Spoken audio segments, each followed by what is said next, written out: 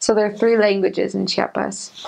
I can't remember what the third one is, but there's Spanish and there's Tzotzil. And so if you're a white sister missionary, even if you're American, if your skin's darker, you might be able to serve there. But if you're white, you won't, because there was conflict with a certain political party years ago, and Americans came in and helped the Mexican government, and there was skirmishes, and so there is a little bit of a hurt feeling towards American people. But I visited up there, and it was fine. Nothing happened or anything. I stayed there for a few days in Chinanlo. It's a really pretty language. They have in Tzotzil, I remember is Hech, and that means yes. And they're very, very small, very beautiful people. There's a brother who lives in Tuxtla. He's the one who made the book, How to Learn Tzotzil for Missionaries.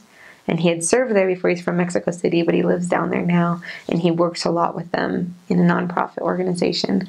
And it's really interesting because I think Elder Bednar came and he said that they were very chosen people. They're very, very spiritual, very special.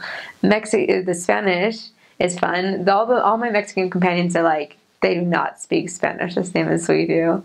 And everybody who I talk to now, they're like, you sound like a Chiapaneca, which is what they call the girls down there, Chiapanecas. They're like, you speak like a Chiapaneca.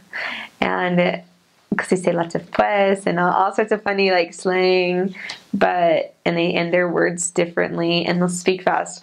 You'll go to the MTC. I was there for seven weeks, and I loved it, and I thought I had gotten a bit of a grasp on Spanish, and I got there and I couldn't understand a word, and I felt so discouraged because all I wanted was to be able to speak the language. And so I kept praying, please give me the gift of tongues, the gift of tongues, the gift of tongues. And I studied and studied and studied.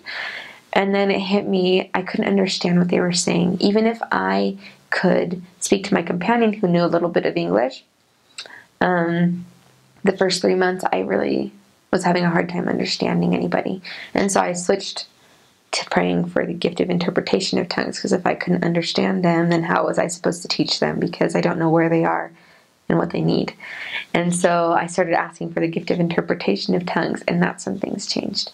When I started focusing on what they were saying and what they needed, and stopped thinking about what I had to say to them and how I could help them, that's when I knew what I could say.